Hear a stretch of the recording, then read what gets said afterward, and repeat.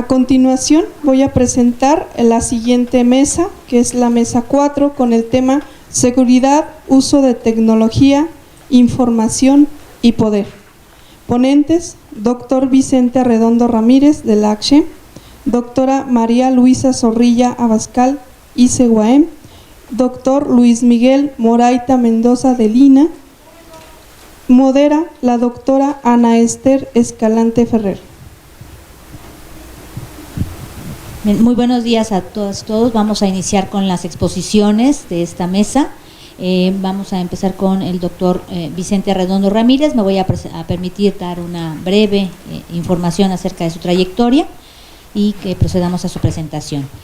El doctor Vicente Arredondo Ramírez obtuvo el grado de licenciatura en Filosofía en la Ciudad de México, se graduó de maestría y doctorado en Planeación Educativa de la Universidad de Massachusetts.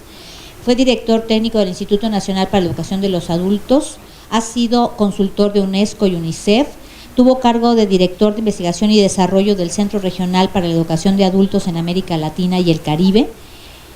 Ha ejercido la docencia universitaria a nivel de posgrado en la Universidad Iberoamericana y en el Instituto Tecnológico Autónomo de México. Estuvo al frente de la Fundación Demos. Es autor del libro Hacia una nueva cultura ciudadana en México. Coordinó y coeditó los libros Una sociedad de ciudadanos, Apuntes para una revolución ciudadana en México y Ciudadanía en movimiento. Editor de la revista académica Sociedad Civil, Análisis y Debate. Se desempeñó como coordinador nacional del programa Educación, Salud y Alimentación Progresa de la Sedesol.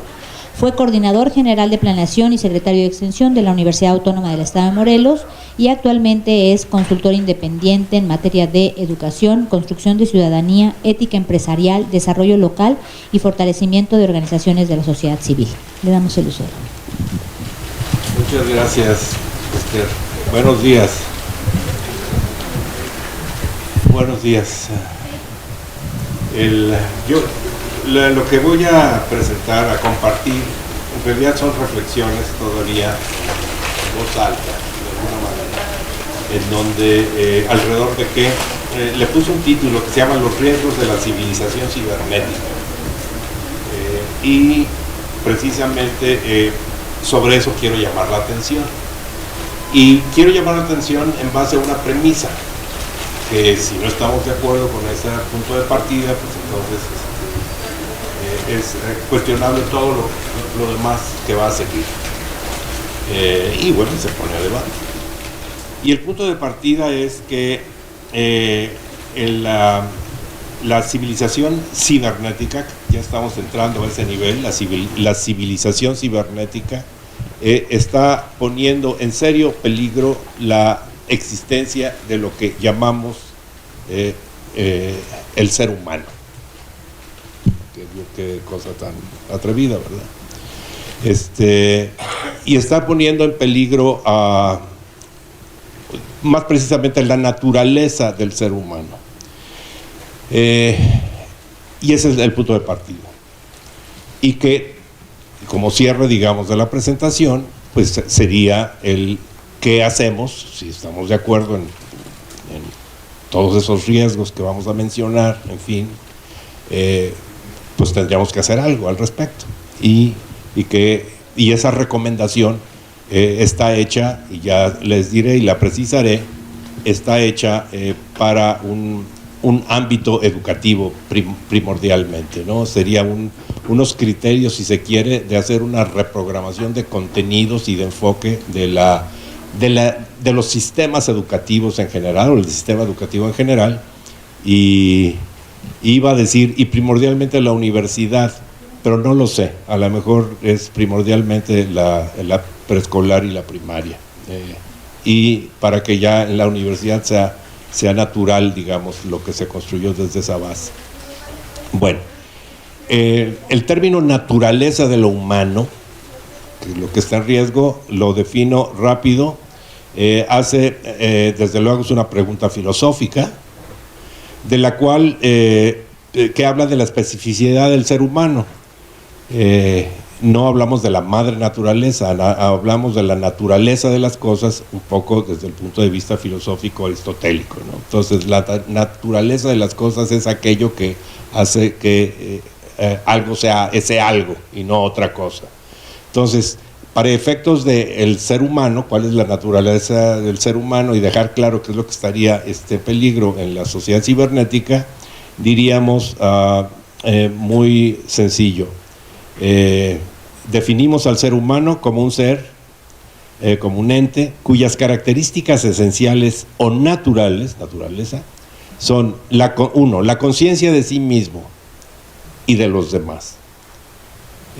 Su capacidad de entender e interpretar las cosas, su capacidad de elegir y su capacidad de vincularse emocionalmente, de distintos grados de emocionalidad con los demás. Esas tres características son las que estoy poniendo sobre la mesa de la naturaleza del ser humano, y eso es lo que creo que está en riesgo en la sociedad cibernética. ¿Riesgo de qué? De modificación, presumiblemente para mal, y ahí tomo la definición convencional de riesgo. Riesgo es un peligro, y tomo la definición de la Real Academia. Riesgo es una contingencia, es algo inminente, es la idea de que es inminente, que algo va a suceder, y va a suceder para mal, no para bien. Entonces, con esa definición muy laxa, si se quiere, muy obvia, muy común de lo que es un riesgo, estoy hablando de que hay un peligro inminente de que toda la tecnología cibernética transforme nuestras condiciones de humanos.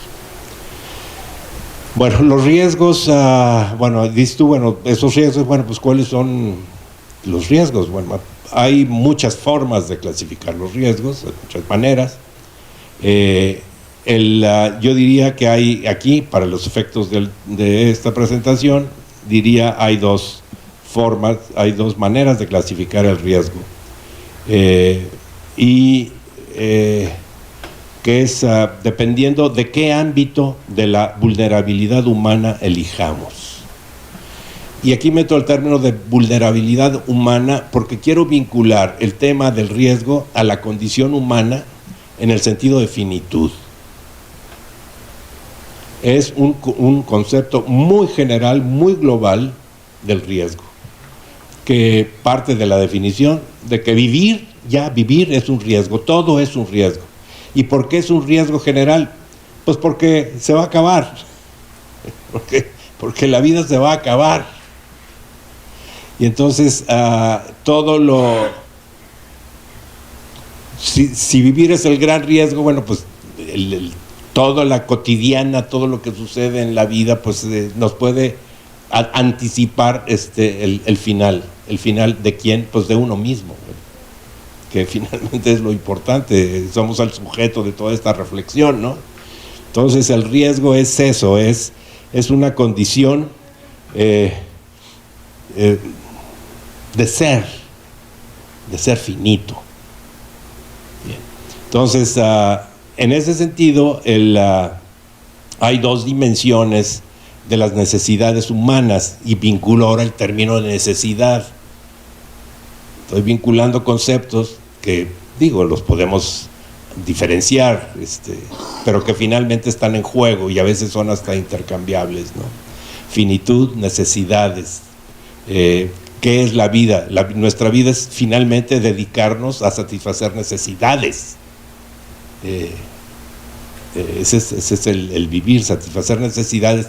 ¿Y por qué se generan las necesidades? Porque somos finitos, porque nacimos con carencias y necesitamos situaciones para salvar nuestra propia persona, nuestra propia individualidad, y para salvar la situación social, ese ente social con los que vivimos. Entonces hay riesgos de índole personal, si se quiere, de nuestra propia condición individual, y hay riesgos de nuestra propia condición social. Y ahí hagamos todas las clasificaciones que queramos de riesgos, ¿no? Entonces, hay pues, en ese sentido, tenemos que encontrar para prevenir los riesgos, no para eliminarlos, porque el riesgo ya está hecho, el final está marcado. Pero para prevenir el final, o prolongar la llegada del final, hay que clasificar necesidades, y necesidades personales y necesidades sociales. ¿Para qué? Pues para que podamos prolongar la vida, que es el mayor bien y valor que en teoría el ser humano tiene, el ser vivo, racional, en fin, vivo. Bueno, la historia de nuestras, sobre todo la historia moderna, si se quiere, de 300 años para acá, para no irnos hacia atrás, Revolución Francesa para acá, vamos a ponerlo así. Ha sido la modernización, se ha caracterizado por la creación de instituciones. Hemos creado el Estado-Nación, hemos evolucionado luego al Estado benefactor, pero pues ¿qué hay detrás? Detrás de todo eso son formas en que ha venido evolucionando la sociedad para ¿qué? Pues para satisfacer sus necesidades, es decir, para prevenir los riesgos. ¿Riesgos de qué? Pues riesgos de no tener comida, riesgos de no tener casa, riesgo de morirnos por el frío, riesgos, si se fijan, todas las instituciones estas formales que en distintos grados se han creado, pues tienen que ver con eso. Ha habido una lógica en la evolución civilizatoria, digamos, de ese periodo para acá, ha habido una lógica para decirlo muy mecánicamente y muy simplistamente, una lógica de que a cada necesidad humana hay que crearle su institución. Y así nos fuimos creciendo, y entonces llegamos a un punto en donde estamos llenos de instituciones, de todo índole, de tamaño, etcétera, para necesidades de un tipo, necesidades de otro. Las más comunes, bueno, pues ya sabemos que tiene que ver con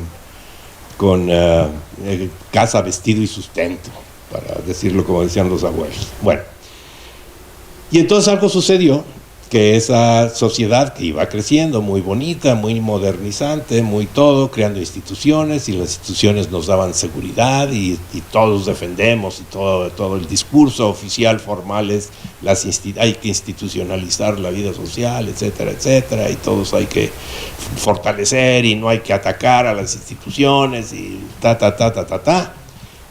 es un discurso de hoy en la mañana, o sea, no es un discurso viejo, ¿no?, de los defensores de las instituciones.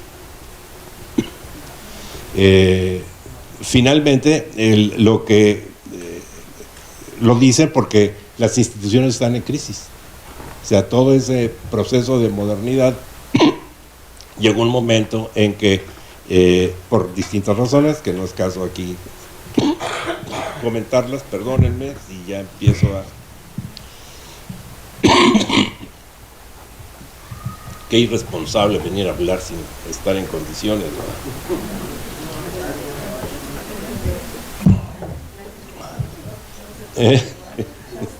Todos estamos igual, todos compartamos el agüita.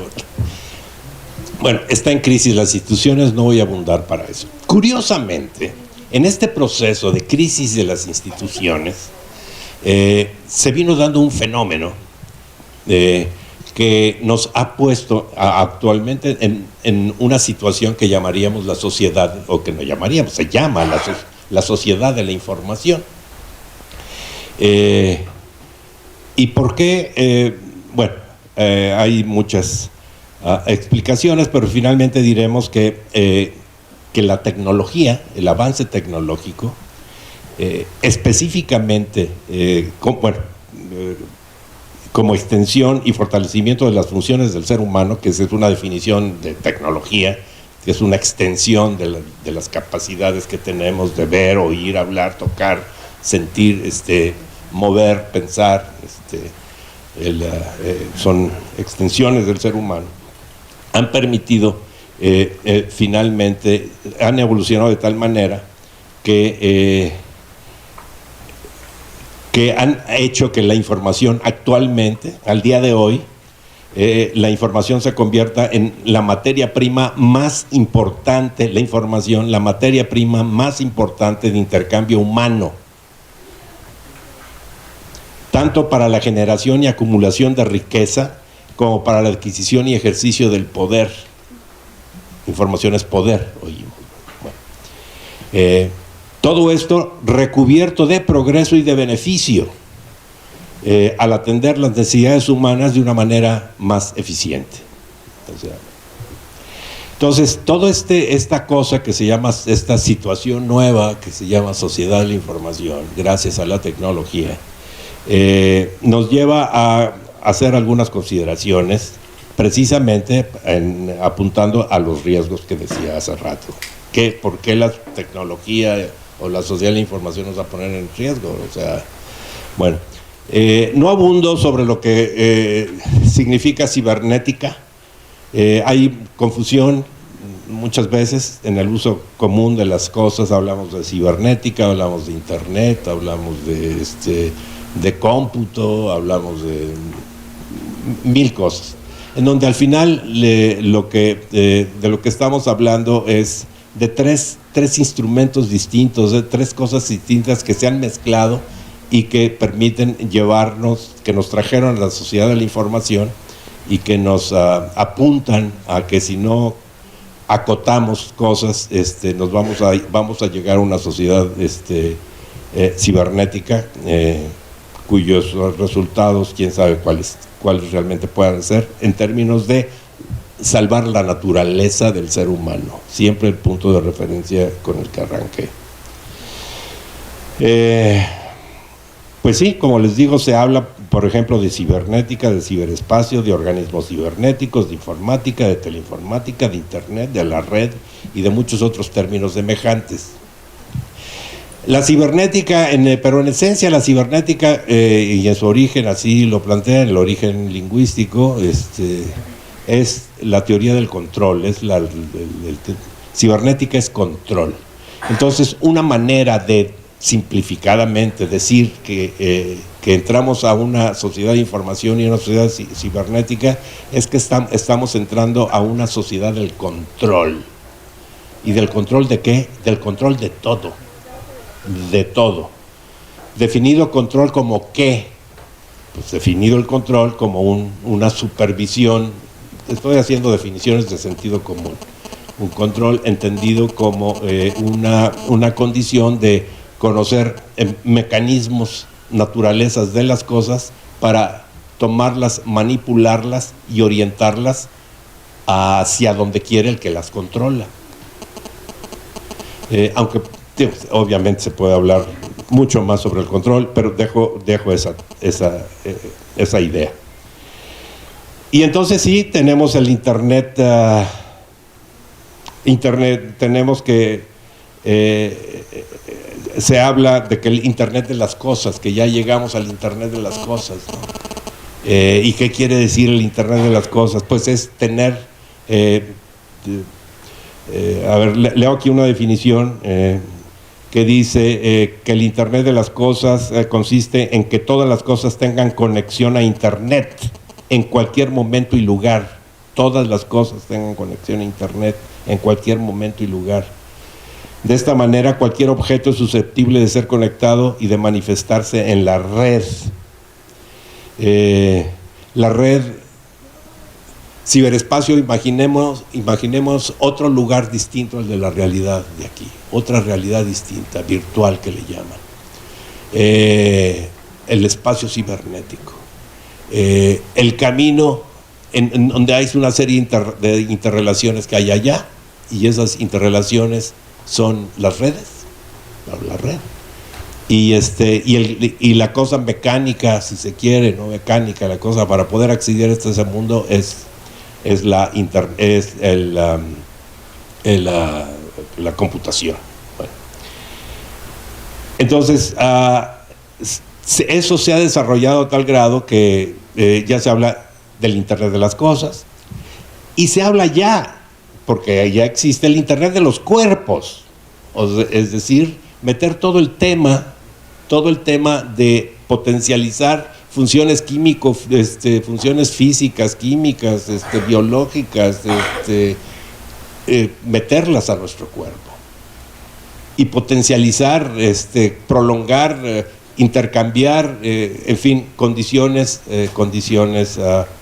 del cuerpo humano. Bueno, todo eso se ha hecho con la tecnología,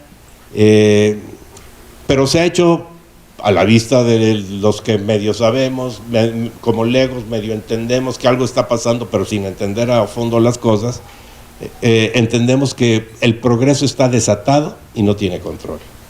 En este sentido de lo informático, de lo cibernético, etcétera, y del Internet de las cosas, y del control del cuerpo humano, etcétera, etcétera. Bueno, eso genera una serie de riesgos. Enuncio riesgos, porque ya me quedan 3 minutos. Enuncio riesgos.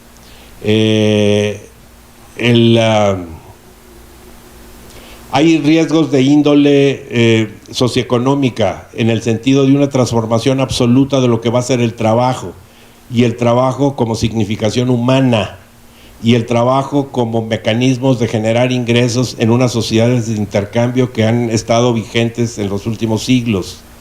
¿Qué pasa cuando ya no haya trabajo?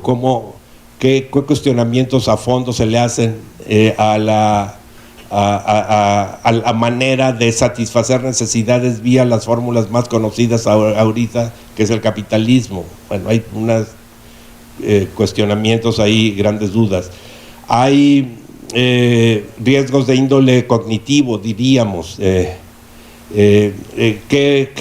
es todo el tema de la posverdad. Estamos ya sintiendo que es tan abundante la información que tenemos y tiene tantas fuentes de información que al final ya no sabemos cuál es la verdad de las cosas. Entonces nos enfrentamos a un reto, regresamos a hace 400 años o 500 años, perdón, 1500 años, a hacernos las preguntas básicas de epistemología. ¿Qué es la verdad? O sea, ¿cuál es el criterio de verdad? ¿Cómo podemos conocer con verdad cuando es con tanta multiplicidad de datos, información, emisores, etcétera, que nos hablan de cosas, el mismo suceso se interpreta de la manera más distinta, todo ya se ficcionaliza, si se quiere, en imágenes, en voz, ya no hay certeza de lo que estamos recibiendo es la verdad. Bueno, me queda 1 minuto. Son muchos los riesgos, pero finalmente a lo que voy es que está en cuestión la condición, esas 3 condiciones que dije al principio que dan la naturaleza al ser humano. Está en cuestionamiento nuestra capacidad de razonar por nosotros mismos, está en cuestionamiento nuestra capacidad de decidir por nosotros mismos, por toda la ingeniería que ya se hace en Internet en función de nuestras predicciones, de nuestras preferencias, con el uso del gran Dios algoritmo, que es finalmente la herramienta que está haciendo ingeniería individual de qué nos gusta, qué no nos gusta, qué nos debe gustar, y el tema de la emocionalidad, porque finalmente estamos avanzando a sociedades no corpóreas. No necesitamos ya vernos, ni tocarnos, ni hablarnos, porque nos conectamos a la red y podemos vivir mundos, identidades, personalidades, podemos vivir como queramos, metidos en la red. Y a lo mejor sí hay que ir al baño, ¿no? A ratitos, y a lo mejor comer un sándwich, pero podemos vivir las vidas que queramos. Ahora sí que antiveneno, no. Herramienta de predicción, herramienta no de predicción, de cuidado. Lo enuncio rápido.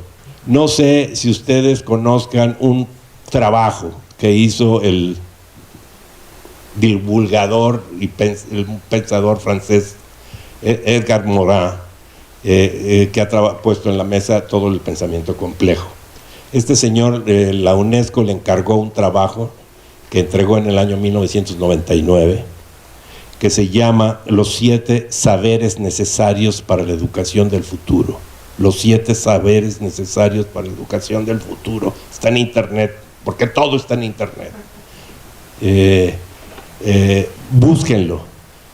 Son 7 líneas, 7 ejes básicos que nos pueden servir de indicadores, agarrando cada uno de ellos, ver qué está sucediendo, si queremos hacer, digamos, un autoanálisis de si está modificándose nuestra propia naturaleza humana, como la definí al principio. Nos pueden servir para crear indicadores de cómo estamos evolucionando en lo individual o en lo colectivo en relación a ese hecho, al hecho del fenómeno de la Internet. Ya no hay tiempo, son 7, ya no puedo leerlas, pero pues ahí se las dejo, y si viene una pregunta al final, hacemos una trampa y se las leo. Gracias. Vamos a continuar la mesa para que haya espacio precisamente para llevar las preguntas. Toca el turno a la doctora María Luisa Sorribio Abascal. Ella es doctora en Educación por la Universidad de Columbia de Reino Unido, es maestra en Comunicación por la Universidad Nacional Autónoma de México, es licenciada en Comunicación por la Universidad del Noreste, profesora investigadora de tiempo completo, adscrita al Instituto de Ciencias de la Educación de la UAM desde 2009, es titular de los programas de formación multimodal EUAM a cargo de la integración de los entornos virtuales en los procesos de formación, dependiente del Centro de Investigación Interdisciplinar para el Desarrollo Universitario. Su línea de investigación es tecnología, formación y modos de aprendizaje, en la que ha generado diversas publicaciones, cuenta con perfil PRODEP, es miembro del Sistema Nacional de Investigadores y también pertenece a la Academia de Ciencias Sociales y Humanidades. Adelante. Hola, buenos días. Bueno, yo me voy a permitir leer el texto que preparé para tratar de mantenerme a tiempo. Voy a hacer 3 pequeñas pausas para poner unos videos muy cortos que ejemplifican algunos puntos que trato en mi disertación. Y bueno, pues principalmente es una reflexión esto que voy a compartir con ustedes. Y es interesante porque en varios puntos pues se encuentra con esto que nos expuso el doctor Arredondo.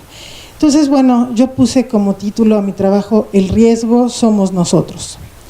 Y dice así: permítanme comenzar la exposición de este trabajo con una breve anécdota. Hace poco, por razones que ahora no vienen al cuento, estuve haciendo una exploración de las representaciones de la inteligencia artificial en la ficción, principalmente en la literatura y el cine. Me encontré con que los planteamientos que han prevalecido apuntan a 2 direcciones. Está el escenario apocalíptico de las inteligencias artificiales con corporeidad robótica al estilo Terminator, o bien grandes inteligencias impersonales como en The Matrix, que se convierten en enemigas de la raza humana y buscan aniquilarla. En el otro extremo está la representación de las inteligencias artificiales como profundamente sensibles y capaces de experimentar emociones que luchan por sus derechos ante la opresión humana, como El hombre bicentenario, un relato de Isaac Asimov y Robert Silverberg, en el que se basó la cinta con el mismo nombre, o de aquellas que incluso nos pueden inspirar amor, como la compañera virtual del personaje interpretado por Joaquín Phoenix en la película Ella. Ambos escenarios entrañan riesgos para la raza humana. En el primero, de aniquilación. El segundo es más sutil, pero nos habla de una sociedad en la que la soledad y el aislamiento se extienden como una mancha, muy en la línea de lo que plantea Sherry Turkle en su libro Alone Together. Ambos escenarios son, hasta cierto punto, construcciones sociales, derivadas de nuestra interacción con la tecnología, de la que nos servimos, pero que, a un tiempo, tememos. Los miedos en torno a la tecnología, al igual que todos los riesgos de los que nos hablaron ayer, son reales, pero también potenciales, pues el riesgo es solo la posibilidad de que algo suceda, hasta que sucede, si es que sucede. Los seres humanos de finales de la segunda década del siglo XXI vivimos en constante flujo entre nuestras vidas en línea y fuera de línea. La conectividad de bolsillo que llevamos en nuestros teléfonos celulares nos permite entrar y salir del ciberespacio incontables veces cada día. Este estado de flujo perpetuo entre el mundo físico y virtual nos sitúa también en un flujo constante entre los riesgos del mundo físico, muchos de ellos referidos ayer, y los riesgos del mundo digital. Pero, ¿a qué riesgos me refiero? Ya pasaron los tiempos en que el riesgo mayor con la tecnología era descomponerla. Hoy día, los principales riesgos que enfrentamos los individuos adultos tienen que ver con la pérdida de posesiones valiosas, materiales o simbólicas, desde dinero en nuestra cuenta bancaria hasta la propia identidad. El riesgo de que nuestra privacidad sea violada o de que nuestros datos sean vendidos para múltiples fines no autorizados por nosotros y probablemente ilegítimos. El riesgo a perder nuestra información. Los niños y jóvenes enfrentan riesgos aún mayores, pues si bien todavía no tienen cuentas bancarias, son blancos de prácticas nocivas como el ciberacoso o cyberbullying, que incluso ha llevado a adolescentes al suicidio. Según cifras recientes, 1 de cada 3 adolescentes en los Estados Unidos ha experimentado acoso en línea. Son también presas de pederastas y ofensores sexuales que a través del llamado grooming, haciéndose pasar por pares, los convencen de enviarles fotos íntimas, de darles información sensible o incluso de concertar un encuentro personal. Las chicas, especialmente, también están en riesgo de vulnerar su privacidad con prácticas de sexting con sus novios o admiradores. En una tesis que recientemente concluyó una estudiante del doctorado en educación del ICE, en la cual estudió el uso de medios digitales para el aprendizaje de temas de sexualidad entre adolescentes de secundaria aquí en Morelos, encontró que algunas jovencitas fácilmente compartían imágenes de sí mismas, desnudas o semidesnudas, con el novio en turno. Los propios chicos se burlaban de su ingenuidad, pues cuando ellas pedían a cambio reciprocidad, ellos enviaban imágenes descargadas de internet. Y aquí voy a hacer mi primera pausa. Les voy a presentar un pequeño videíto que forma parte de un programa de alfabetismo para adolescentes en Australia acerca del sexting.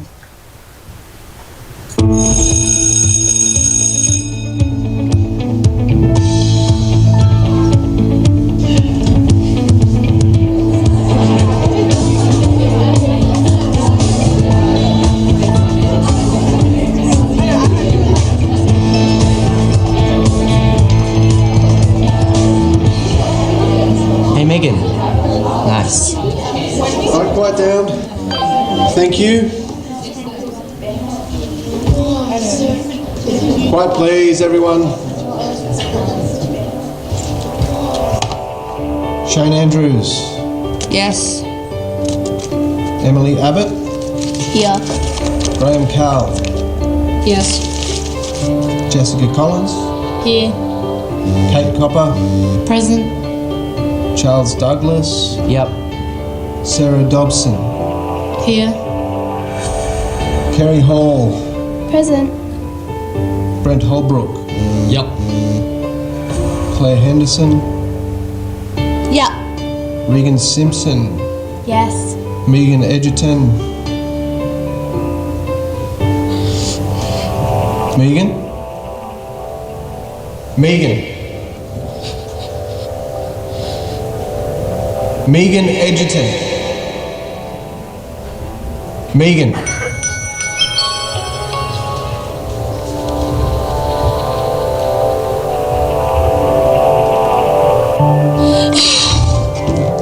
Think you know what happens to your images? Who will see them? How they will affect you? Think again. Bueno, pues ese fue el primer videíto acerca de los riesgos que corren los jóvenes en internet, acerca del sexting, y hay incluso una frase que dice: las fotos en internet no son tuyas, ¿no? O sea, tus fotos en internet ya no son tuyas. Entonces, bueno, continuando con este breve análisis de los riesgos, podemos encontrar que los jóvenes también pueden ser víctimas de grupos extremistas que buscan reclutarlos con diversos fines, lo cual se facilita porque muchos adolescentes inciden en prácticas de riesgo para conocer gente o para divertirse. Estudios recientes reportan que 27% de los adolescentes juegan en línea con personas desconocidas. Pero los riesgos no son solo individuales, sino también colectivos. La creciente desinformación y malinformación que circula en las redes sociales, mejor conocida como fake news, se ha reconocido ya como un riesgo evidente y comprobado para las democracias del mundo, pues cada vez más los ciudadanos toman decisiones basadas en información incompleta, manipulada y sesgada. Este riesgo se ha potenciado con los llamados deepfakes, que son videos falsos o manipulados extremadamente convincentes, en donde se puede dar la impresión de que un líder de opinión está afirmando algo que nunca dijo. Incluso se puede resucitar a personalidades que han muerto, como se hizo con Audrey Hepburn en un comercial de chocolate Dove. Y aquí voy a hacer otra pausa porque hay mucha gente que nunca ha visto un deepfake, y realmente sí es algo sobrecogedor. Entonces les traje un pequeño deepfake, que es el de Obama, por favor.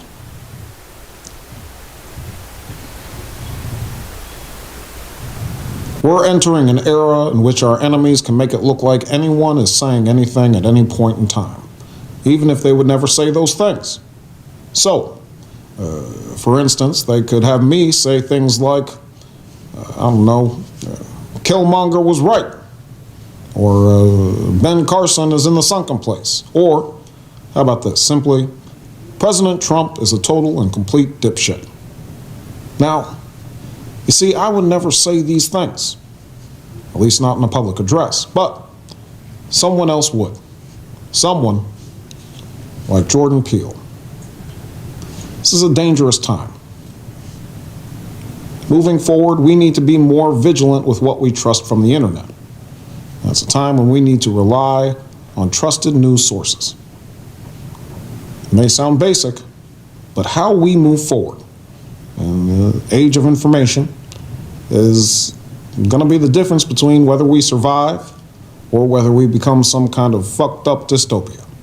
Thank you. And stay woke, bitches. Bueno, es gracioso, pero al mismo tiempo aterrador, ¿no? Hay otros, si lo buscan en internet, en donde están manipulando la cara de Putin y hace unas caras, o sea, chistoso, y ves al que está haciendo las caras, que a su vez pues, se traducen en manipulaciones de la cara de Putin, y dices, no, es que esto de verdad sí da miedo, porque antes creíamos que podíamos confiar en los videos, ¿no? O sea, está en video, claro que lo dijo, ¿no? De hecho, también hicieron uno de Mark Zuckerberg, el creador de Facebook, también hay un deepfake de él, ¿no? Y entonces, pues realmente los deepfakes cada vez están más en el horizonte como un peligro inminente, ¿no? Sobre todo ya cuando pensamos en procesos electorales y en cosas por el estilo, pues sí, entre que se descubre que era deepfake y no era deepfake, pues ya finalmente desestabilizaste a la opinión pública, ¿no? Entonces, bueno. Entonces, al igual que las fake news, la infoxicación o intoxicación informativa de la que ya hablaba el doctor Arredondo es otra situación que igualmente nos pone en situación de no estar debidamente informados precisamente por la incapacidad de procesar toda la información que recibimos. También como sociedad estamos expuestos a caer en prácticas de abuso en el consumo de medios, las cuales están plenamente reconocidas por los profesionales como problemas de salud. A manera de ejemplo, tenemos las adicciones a videojuegos, a las redes sociales, a las selfies y aún al propio teléfono celular. Ya hay retiros y estrategias para desintoxicación digital. La nueva ficción que plantea futuros posibles para la tecnología es mucho más sofisticada que los ejemplos que refería al principio y la encontramos en series como Black Mirror. Yo no sé cuántos de ustedes hayan visto Black Mirror, pero bueno, esta serie plantea escenarios de futuro cercano bastante pesimistas, pero no parecen tan disparatados si atendemos a las tendencias de la cuarta revolución industrial, especialmente a partir de avances como la robótica, el Internet de las cosas, la geolocalización y la inteligencia artificial. Los horizontes de riesgo del futuro cercano no son apocalípticos como los que propuso Terminator, pero ya están con nosotros. Y ahorita vamos a ver el tercer videito que les preparé, que es un trailer de uno de los episodios de Black Mirror. Y bueno, pues ahorita continúo. Now, once more, return your attention to the breath. Airport, yeah? Terminal 3. Do you work in that place? Smithereen, yeah. The sat-nav showing an accident coming up. Do you mind if I follow an alternate route it's showing me? Your mind may wander. Jesus! Everywhere you look, people are hooked on the things! Simply watch it go. Chain smoking! Calmly and without judgment.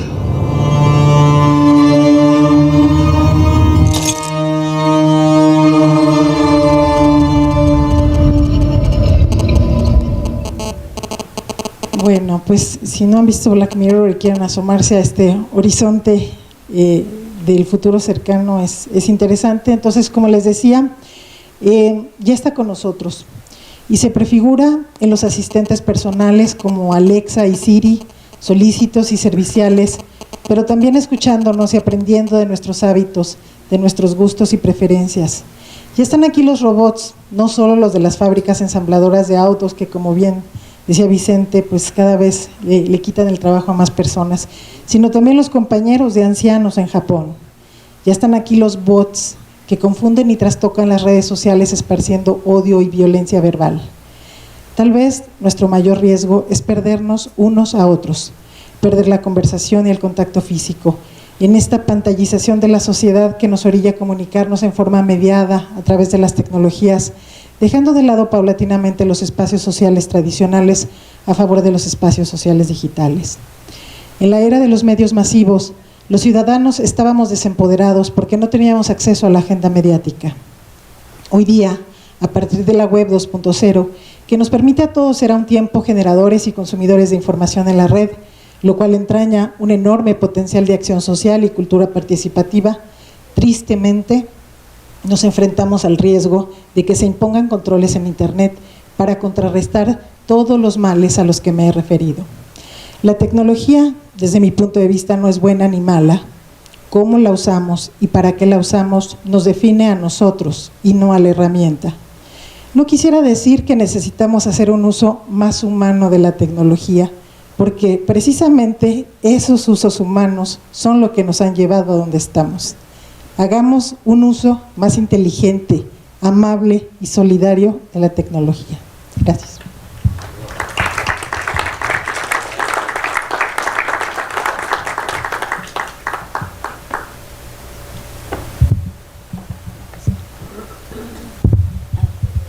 Bien, vamos a continuar con el maestro Luis Miguel Moraita Mendoza. Me voy a permitir presentarlo. Sí, sí yo ya. ¿Querías decir algo? Bien, él tiene estudios de antropología en la Universidad de las Américas, maestría en antropología social también en la Universidad de las Américas y estudios de doctorado en ciencias sociales en la Universidad Iberoamericana. Tiene experiencia docente en licenciatura y posgrado en la Universidad de las Américas, en la Autónoma del Estado de Morelos, en el Tecnológico de Monterrey, la Universidad La Salle, la Universidad de South Carolina, la Universidad Iberoamericana y la Escuela Nacional de Antropología e Historia. Ha hecho investigaciones en los estados de Puebla, Guerrero, Hidalgo y principalmente en Morelos como investigador del Centro INA desde 1974. Ha sido autor de 4 libros, coautor de 14 libros colectivos, ensayos, artículos científicos, ponencias nacionales e internacionales. Ha coordinado más de 30 documentos televisivos, guiones, museografías, exposiciones de fotografía etnográfica, conferencias y peritajes antropológicos. Es miembro de los consejos editoriales de La Jornada, Campo en Morelos, Tamuanchán y el Tlacuache. Es coordinador del equipo regional Morelos y miembro del comité académico del Programa Nacional de Etnografía de Regiones Indígenas en México y es miembro de la Academia de Ciencias Sociales y Humanidades del Estado de Morelos. Bueno, mientras ubican, tengo que hacer un descargo de conciencia porque probablemente mi intervención se va a sentir un poco forzada dentro de las presentaciones que acaba de ver, pero tiene algunos puntos de contacto que trataré de resaltar. Reformulé esto anoche porque de lo que escuchamos ayer creo que valdría la pena enfocar hacia ciertos aspectos teóricos de región. Y bien, bueno, habló el doctor Arredondo sobre la pérdida de la naturaleza humana, ¿verdad? A partir de lo que está pasando. Yo voy a hablar de los riesgos de perder una buena parte de la tradición cultural indígena, especialmente por situaciones de una opresión terrible y una manipulación gigantesca que no se ha dado público, pero que diputados, gobernadores, empresarios han puesto sobre las comunidades indígenas. Es lo que voy a explicar. Desde luego, en cuanto mencioné yo las respuestas de los pueblos indígenas, tengo que decir que esto todo se ha dado a través, no todo, una buena parte a través de Internet. Es decir, se usan los medios también desde hace mucho, y les puedo asegurar que no hay comunidad que no tenga su página web, muchas veces alimentada desde el extranjero, ¿verdad? Pero esa capacidad de hacer desde lo que llaman la bocina de banqueta hasta las redes de Internet es ya unos instrumentos de las comunidades indígenas, ¿verdad? Bueno, entonces, bien, la que sigue, por favor, vámonos más un momentito. ¿Qué es lo que está en riesgo? Antes que nada, como lo presentaron compañeros de mesa, dentro de la tradición cultural indígena hay principios éticos, valores, significados que tienen que ver mucho con darle mucho valor, mucha preponderancia a la cuestión colectiva, a la cuestión comunal frente a la cuestión individual. Está también en riesgo, estos pueblos, a pesar de lo que se ha tratado de decir, tienen una capacidad organizativa extraordinaria, y esto se vio en el sismo de septiembre 19 del 17. Muchos de las formas y grupos que se organizaron fueron o de comunidades indígenas o de gentes de las ciudades, pero que son segunda y tercera generación que vienen de estas comunidades. Y parte de esta capacidad organizativa es generada por la vida ritual y ceremonial, sobre todo alrededor de las imágenes, en las que año con año hay un relevo de quiénes son los que organizan, quiénes son los responsables de fiestas, ceremonias, etcétera, que tienen que dar la alimentación a 100, 200, 500 gentes, por ejemplo, o las peregrinaciones a los santuarios, donde van acampando varios días y tienen esta capacidad extraordinaria. Y esto lo hemos visto mucho en los movimientos sociales, esta capacidad de organización. No tenemos el tiempo de traer a colación varios de esos que se ve una capacidad extraordinaria de organización. Entonces, también lo que está cada vez, es decir, lo que ha sido una larga historia, pero yo creo que desde la época prehispánica, es el poder decidir sobre sus patrimonios de los pueblos indígenas, especialmente sus territorios y recursos naturales. En la época del contacto, este territorio del que hoy llamamos Morelos, las comunidades tributaban hasta 3 imperios simultáneamente, por la enorme productividad que tenían. Ya sabemos, la geografía es muy bondadosa en términos de potencial agrícola, ¿verdad?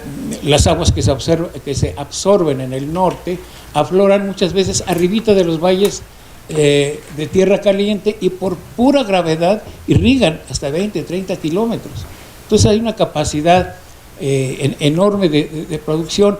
Tal vez es el lugar que tributa más cantidad, probablemente, y tiene una población que estaba por arriba de la población de 1970.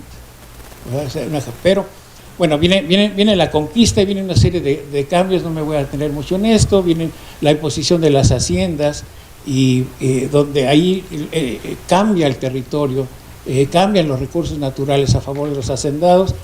El agua, se construyen cientos de kilómetros de acueductos simplemente para llevar el agua a las haciendas, ¿verdad?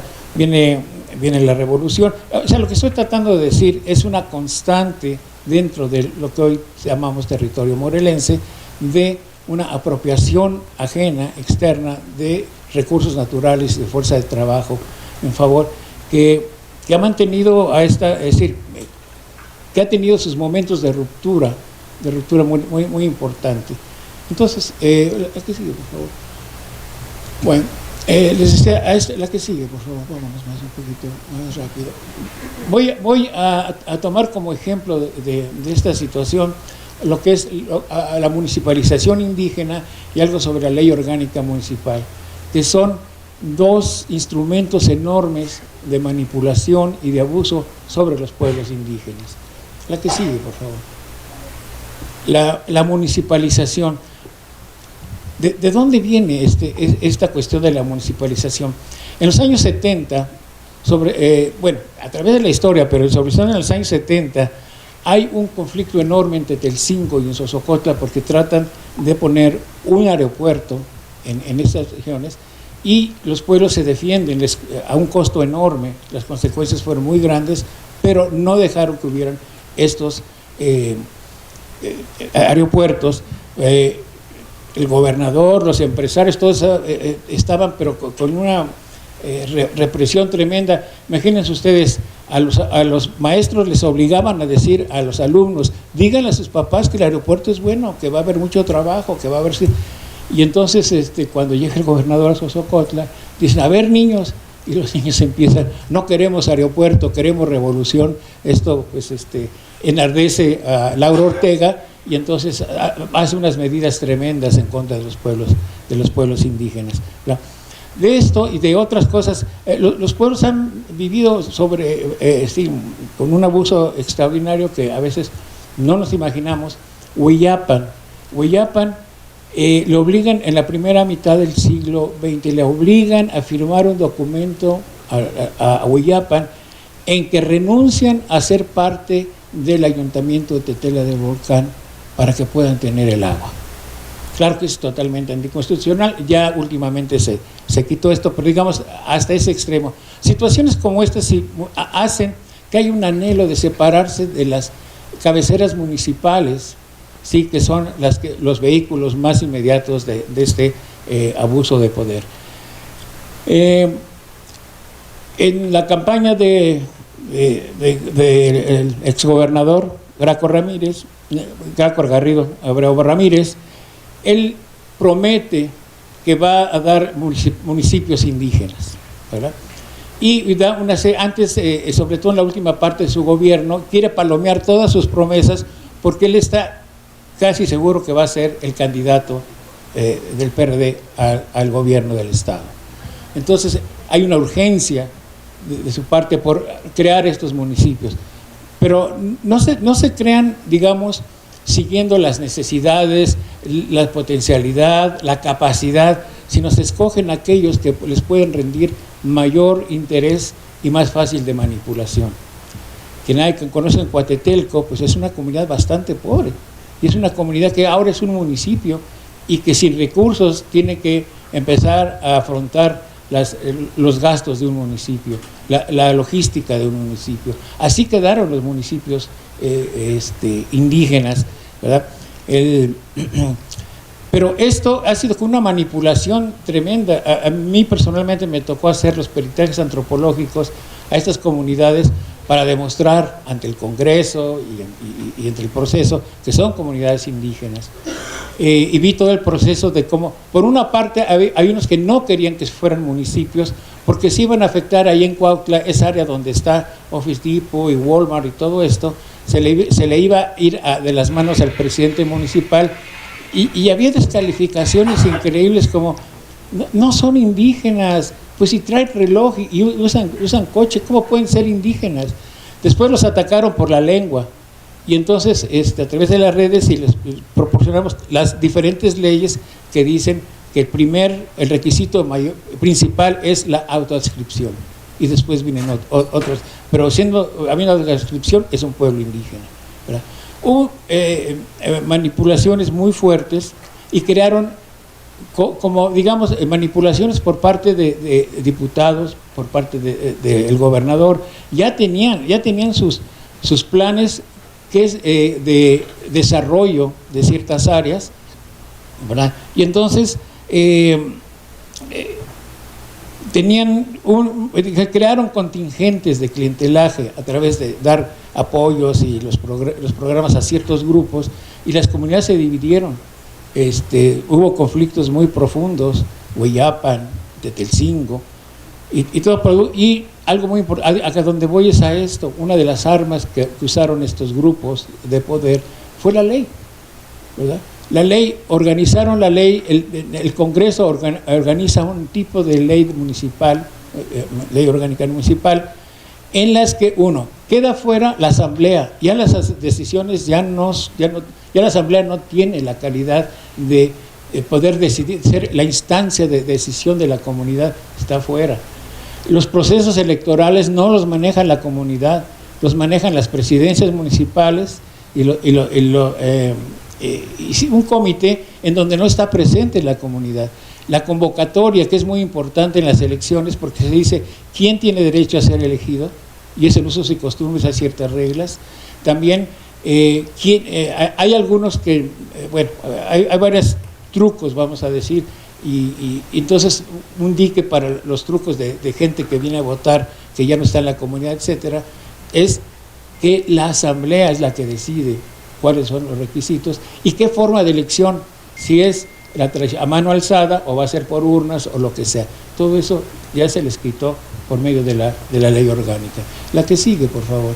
En esto de la municipalización fue un teatro político, fue como les diré, con los grupos de clientela, de esos grupos de poder, se formaron toda una escenografía y una coreografía, como la que pueden ver aquí arriba, y la que sigue, por favor. Inclusive trajeron a Rigoberta Menchú para formalizar más la elección de los municipios. Pero todo esto era una coreografía, es decir, los pueblos realmente nunca se les explicó qué implicaba ser municipio. Las representaciones estaban tomadas por gentes en general, y hasta que los pueblos, en varios decidieron, una parte de los pueblos decidieron no aceptar toda esta serie de cosas, y entonces ha ido a conflictos, inclusive hasta la Suprema Corte de Justicia. Nada más un ejemplo, en Tetelcingo, perdón, ahí cuando ya se promulgó el municipio, les quitaron toda la parte de estas tierras donde están los grandes comercios. Y entonces el pueblo, pues, que ustedes saben, un pueblo muy combativo, presionó, hasta que volvieron a hacer todo el procedimiento, y entonces sí ya les dieron esas tierras. Y entonces el presidente municipal y los empresarios y todo esto van y ponen una denuncia en la Suprema Corte de Justicia. Por eso Tetelcingo ahorita no es municipio. Pero es otra cosa. Son municipios hechos a la carrera, hechos, por ejemplo, les decía, no tienen fondos, apenas les van a querer dar fondos, pero dicen que también se tienen que llevar parte de la deuda de los municipios. No tienen la logística, es decir, están desprovistos de muchas cosas, porque no escogieron. Había una propuesta muy interesante de gente de Sosocotla, ¿sí? ¿Por qué no hacemos municipios con territorios discontinuos? Porque en Morelos no hay la región indígena, sino son pueblos que tienen mayor o menor visibilidad de su tradición indígena. Y entonces puede ser Cuentepec, Sosocotla, San Juan, por ejemplo. No se conectan directamente, territorialmente, pero son pueblos abiertamente indígenas, ¿no? Todo eso fue rechazado. Y, ahora la que sigue, por favor, las que siguen.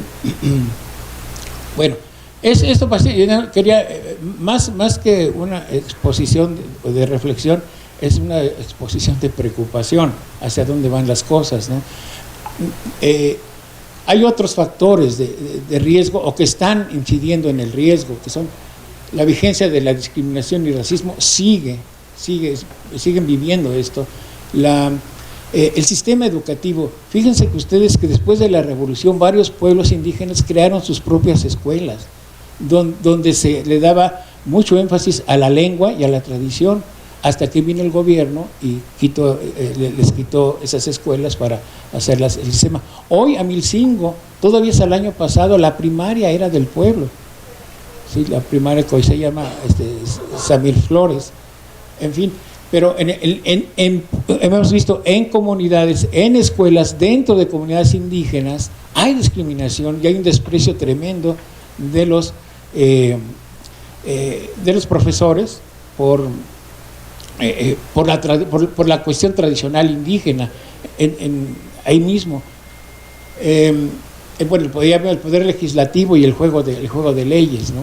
Pues, por ejemplo, las leyes para gobernar municipios indígenas están tomadas de la ley orgánica, donde en la ley orgánica nunca existió la figura de municipio indígena, y son diques en contra de los pueblos indígenas, sus decisiones, como sea un ejemplo la asamblea, ¿no?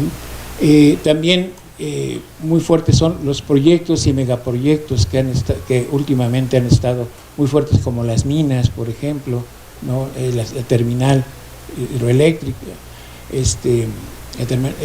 en fin, varias cosas que siguen deteriorando, siguen presionando las que siguen. Y bueno,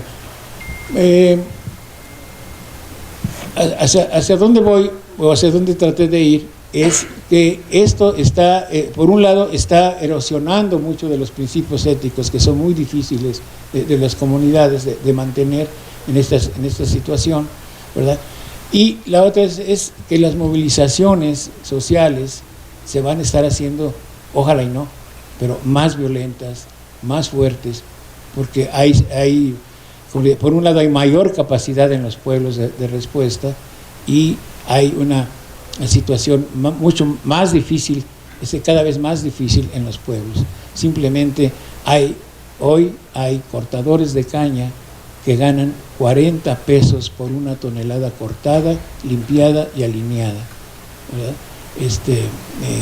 Hay rezagos fuertes y muchas injusticias.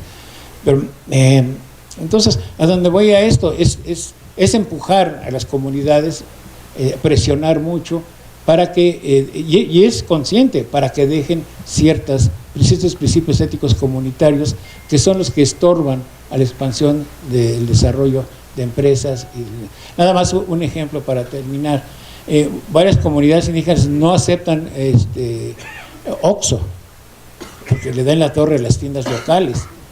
Hoy ya se va a hacer una en Coatetelco, ¿sí? Por la manipulación de quienes quedaron con estos. Entonces, bueno, gracias por dejarme compartir ciertas preocupaciones que era más o menos la intención de esto. Muchas gracias.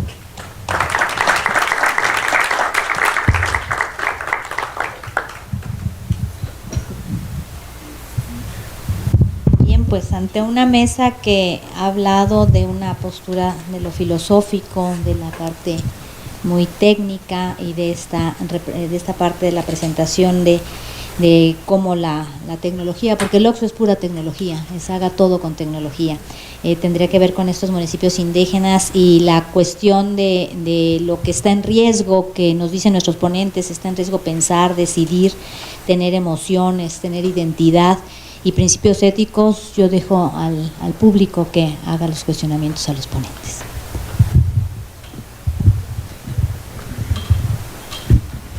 Buenos días. Antes que nada, una felicitación por sus trabajos, me parecen muy interesantes. Y más que una pregunta, yo quisiera saber la perspectiva de alguno de ustedes sobre algo que me llama en particular. Partiendo de una postura desde la etnopsicología, con trabajos como los de Samuel Ramos, el mismo ensayo de Octavio Paz e incluso el psicólogo Díaz Guerrero y Díaz Loving, en donde ellos analizan lo que es la cultura del mexicano, la cultura latina, y lo caracterizan como unos sujetos que pueden convivir, que es diferenciado, por ejemplo, de las culturas europeas o incluso de Estados Unidos, que es una cultura más individualista. A mí me interesaría saber si realmente nosotros podemos vivir sin una interacción corpórea, con este avance que nos está rebasando de las tecnologías, en donde la interacción realmente pues ya no es tanto. A mí me gustaría saber la perspectiva que ustedes tienen acerca de eso.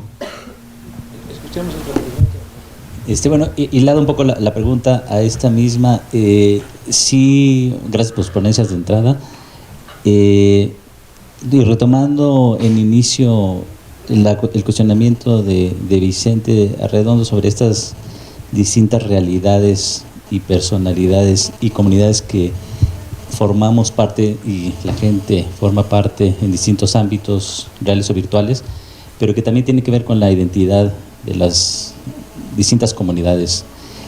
¿Cómo podemos analizar esto, que no sea de manera separada, sino cómo analizar algo en los que estamos inmersos? El analista está inmerso dentro de todas estas distintas realidades, entonces es a veces complicado no verlo como algo separado, sino que es algo en lo que estamos nosotros participando. Y la segunda sería sobre lo que platica la doctora María Luisa acerca de esta manipulación y distintos fenómenos que están dando a nivel virtual, esta manipulación dirigida, en el caso, por ejemplo, de estos votantes indecisos cuando ganó Donald Trump, y que Cambridge Analytica y tuvo pues mucho que ver. Esto hasta qué punto cuestiona la democracia como tal, digamos, ya llevar de manera dirigida una manipulación hacia llevarnos a entender las realidades de otra manera. Gracias. Entonces contesto la primera pregunta. Primero, sí, yo tendría un poco de cuidado al llamar etnopsicología, autores como Ramírez y Octavio Paz. No pertenecen a un grupo étnico. En fin, hay otra cosa. Sería muy recomendable, de veras, leer La contracultura de José Agustín en este sentido. Y bueno, si somos la identidad es algo muy flexible, muy volátil. ¿Con qué elementos vamos tomando la identidad? ¿Sí? Los elementos que tomábamos hace 20 años, 30, como la bandera mexicana, como un mundo de... Ahora ha perdido muchísimo. Si alguien dejaba caer una bandera o que tocar el piso, bueno, era terrible. Ahora hasta los perros traen capas de la bandera mexicana, ¿no? Eso no quiere decir que no seamos mexicanos, sino que se ha cambiado de con qué elementos estamos. Ahora, frente a la situación expuesta aquí, de todo lo que se ha penetrado en nuestras vidas, todos estos avances tecnológicos, pues yo soy más optimista que pesimista. Yo no creo que vamos terriblemente, porque va a haber un cambio, que nos está cambiando, que ya nos cambió, eso sí.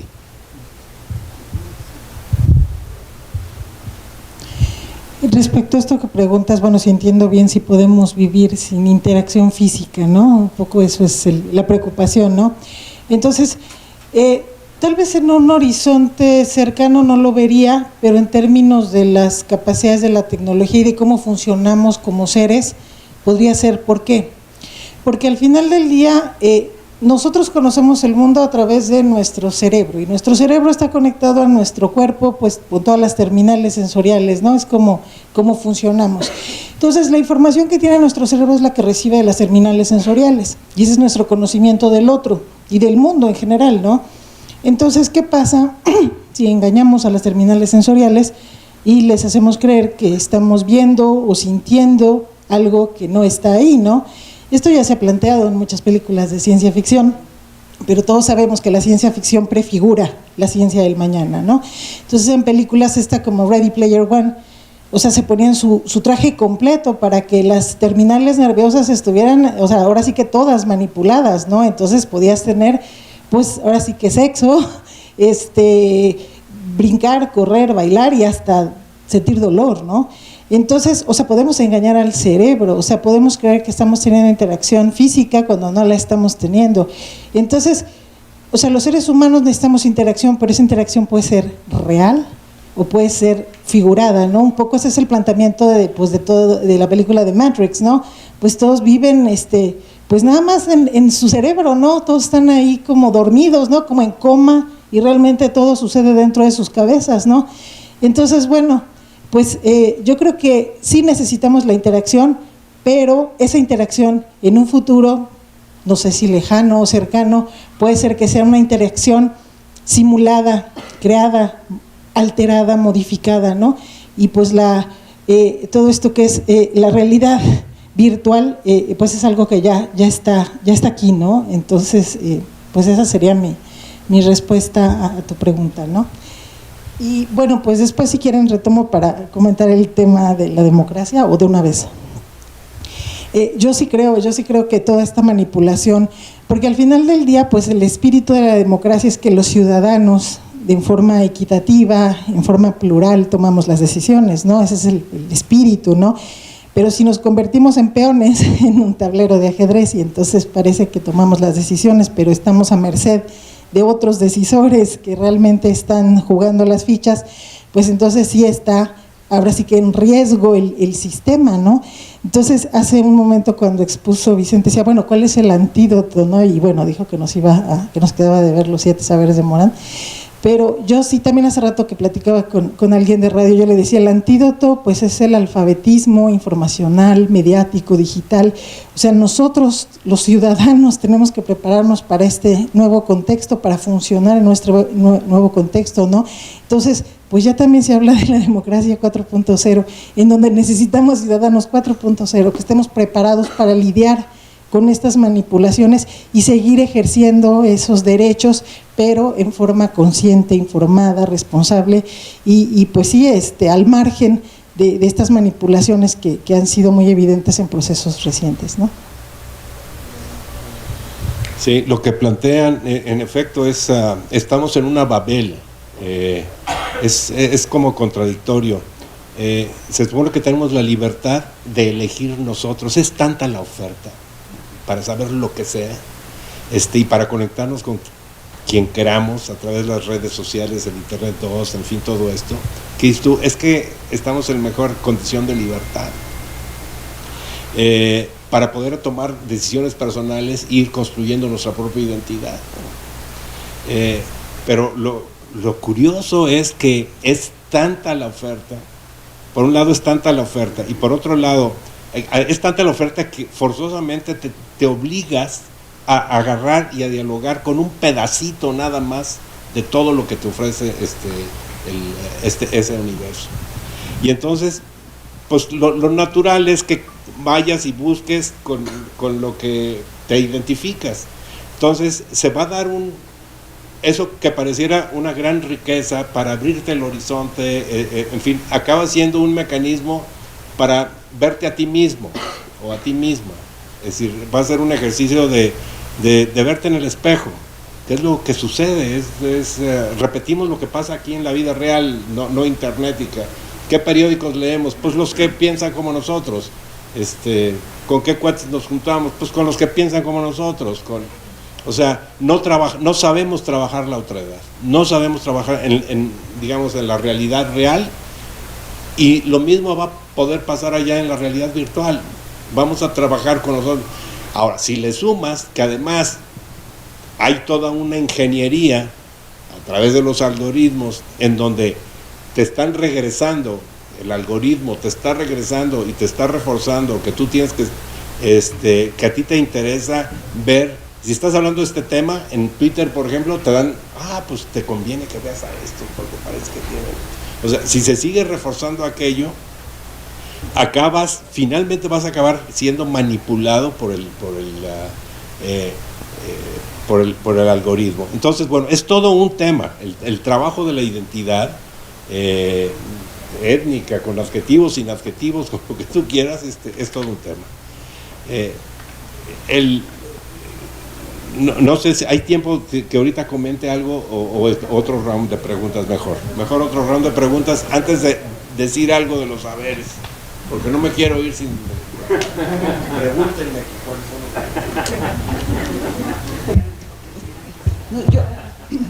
Yo veo como lo que tiene en común la mesa, en cierta manera, es el proceso de manipulación.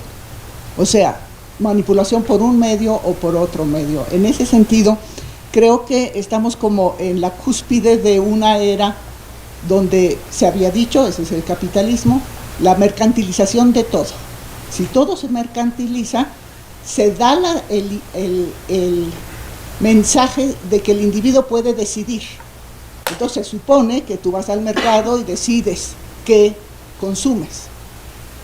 Pero esa es la ficción de toda esta economía de mercado, en el sentido de la manipulación de los mercados. O sea, si todo el tiempo te están bombardeando con cierto tipo de propaganda, ya no es tu decisión, sino que fuiste manipulado a. Y en ese sentido, por ejemplo, los pueblos que se manipulan para ser municipios o no, en el siglo XIX hubieran tenido mucha razón. O sea, Xosocotla tenía mucha más población que Puente de Ixtla, y sin embargo nunca se les dio, en esa época donde estaban mucho más recientes los los procesos democráticos de esa época, hubiera podido Sosocotla ser municipio por sí mismo totalmente por el número de habitantes.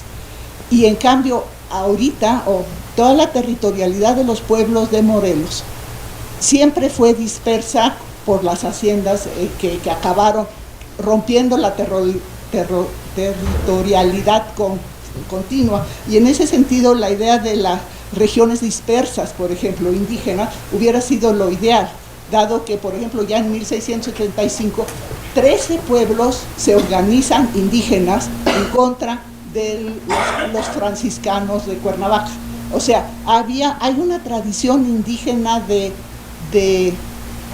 cooperar había por lo menos, pero era dispersa, por lo tanto difícil para la territorialidad municipal como se concibe. Pero a lo que yo quería ir más que nada por la mesa, que me parece muy interesante, es el tema de la manipulación, porque creo, por ejemplo, que Hollywood con esas películas, yo no dialogo con esas películas. Para mí esas películas no son un avance como lo era a lo mejor Julio Verne para lo que iba a hacer en el futuro la tecnología. Para mí, Hollywood más bien manipula el planeta entero. Y en ese sentido no sé qué tanto esa manipulación realmente preforme al futuro. Para mí el futuro estaría en la capacidad de retomar lo que somos como seres humanos, que es efectivamente la capacidad de razonar, pero de razonar de manera crítica. Y en ese sentido, de poder decir no, de poder decir no voy a ese mercado, de poder decir no prendo eso, o de poder decir yo no me conecto en el bolsillo. Y esa capacidad de decir no, o de decidir cuándo sí, cuándo no, porque obviamente sí encuentro mucha información en internet, esa capacidad crítica creo es la única que nos podría salvar de esta manipulación.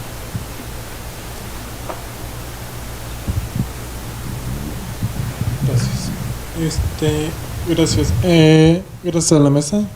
Fue muy interesante el enfoque de reflexión, más bien.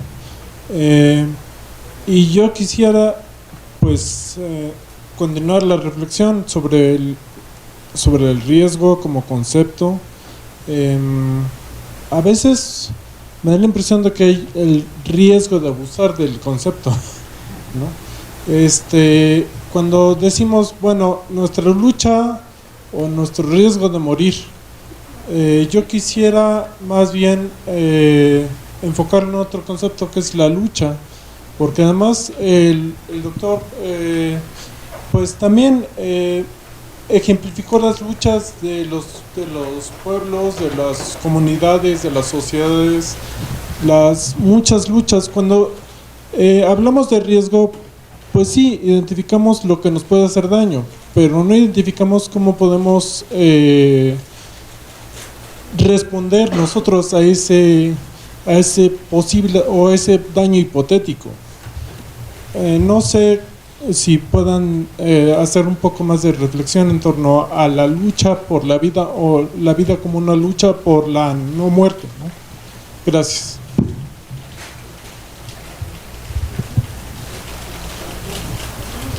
Yo quisiera comentar brevemente el comentario de la doctora y bueno, coincido totalmente en esta cuestión de que el mejor antídoto es esta lectura crítica, ¿no? Esta capacidad crítica de todo el contexto, ¿no? Y de hecho hace un momento que yo hablaba de que necesitamos nuevos alfabetismos.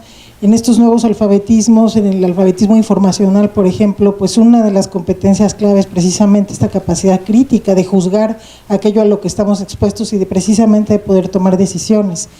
Ahora, respecto a esta lectura de Hollywood, yo pienso que hace poco participé en un taller en el que dan a los niños, que se llama Crea Futuros, que es súper interesante porque empiezan por mostrarles imágenes de lo que era pues la ciencia ficción a principios del siglo XX, ¿no? Y de cómo se imaginaban en aquel entonces las videoconferencias y todo esto, ¿no? Y pues eran imágenes de autores y muchos eran cómics precisamente pues norteamericanos, estadounidenses y tal, ¿no? Y entonces el planteamiento de Crea Futuros de este movimiento es decir, el mañana que imaginamos es el que estamos prefigurando, es el que estamos construyendo, porque los que son niños ahorita pues son los científicos del mañana, ¿no? Hace poquito estuve en Monterrey en el evento de Anuy Stick y una de las conferencias magistrales presentó muchos ejemplos de una serie que los que estamos menos jóvenes veíamos, que se llamaba Los Supersónicos, ¿no? Que era una familia del futuro, ¿no? Pero la verdad es que me sorprendí porque muchas cosas que salían en los Supersónicos pues ya están aquí, ¿no? Y entonces la cuestión es que esos niños que vieron los Supersónicos son los científicos de hoy, ¿no? Y los científicos de hoy están llevando a la realidad lo que vieron en los Supersónicos, ¿no? Entonces, aunque no compartamos las propuestas de Hollywood, al final del día, los científicos de mañana están en los países que ven esas películas y los científicos de mañana están formándose con esa mirada.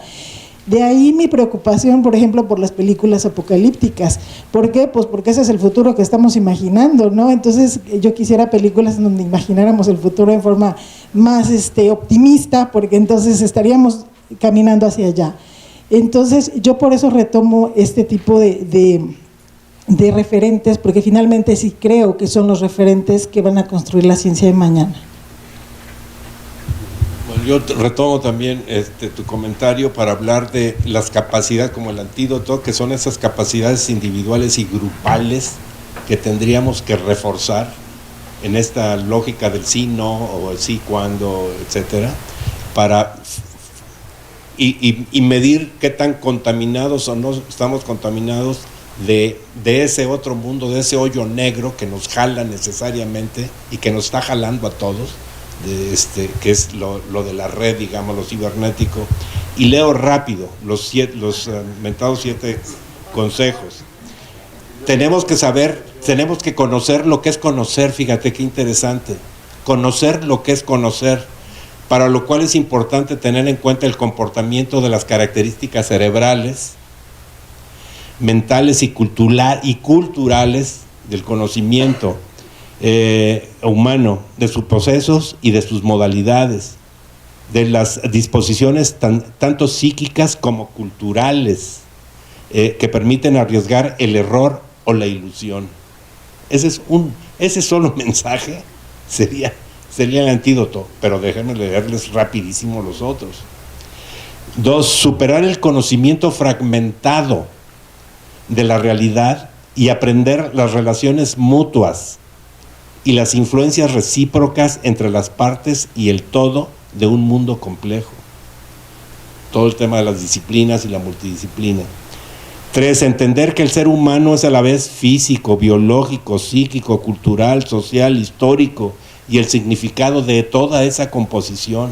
Esto significa tomar conocimiento y conciencia al mismo tiempo de su identidad compleja y de su identidad común a todos los demás seres humanos.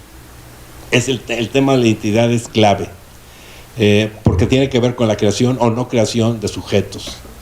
Y luego, crear conciencia de nuestra identidad terrenal, fíjense, de nuestra identidad terrenal, y tiene que ver con los supersónicos, a la luz de la exploración espacial, enseñando la historia de la evolución. Hay que enseñar la historia de la evolución humana, con sus grandezas y sus fracasos y con problemas milenarios que aún no están resueltos.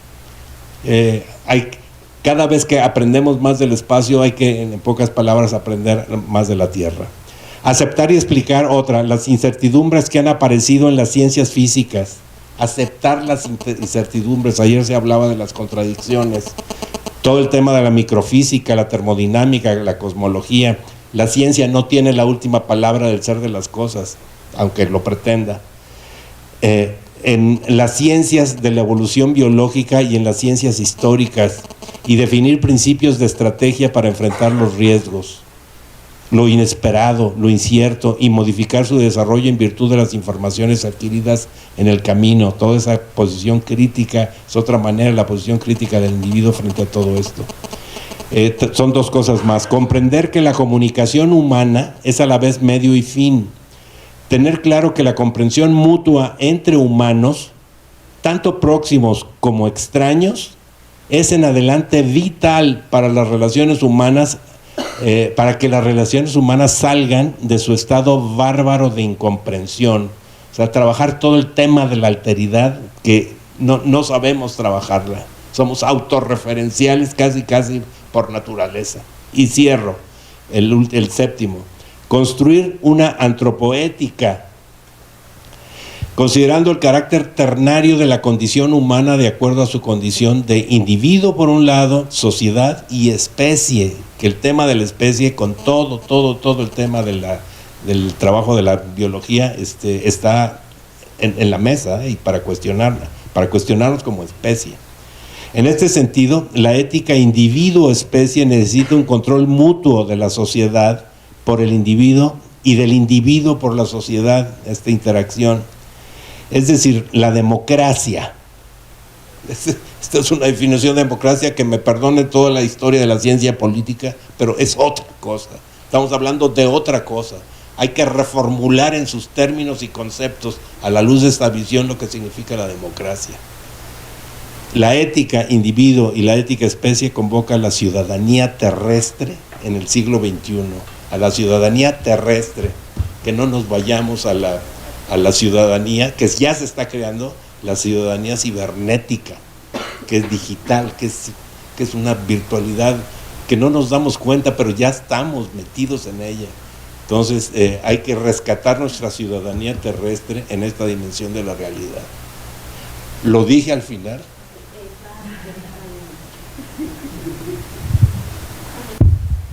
Bien, en respuesta a los comentarios y preguntas y a los 7 puntos, yo quisiera, tenemos un proyecto que yo espero que probablemente el INA lo agarre y haga un acuerdo con la SEP, de incluir en los libros de texto de ética, civismo y ciencias naturales las formas en que los pueblos imaginan o tienen sus principios éticos.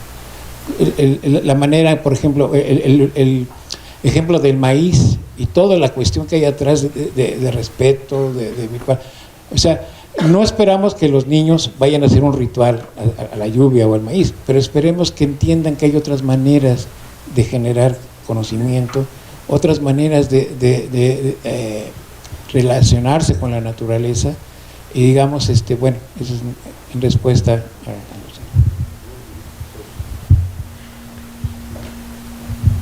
Pues como yo sí tengo control del tiempo y el tiempo se acabó, voy a entregar las constancias al doctor Miguel Moraita Mendoza.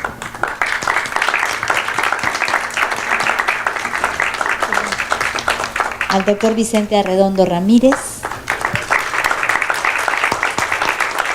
y a la doctora María Luisa Zorrilla. Y continuamos con el programa. Gracias.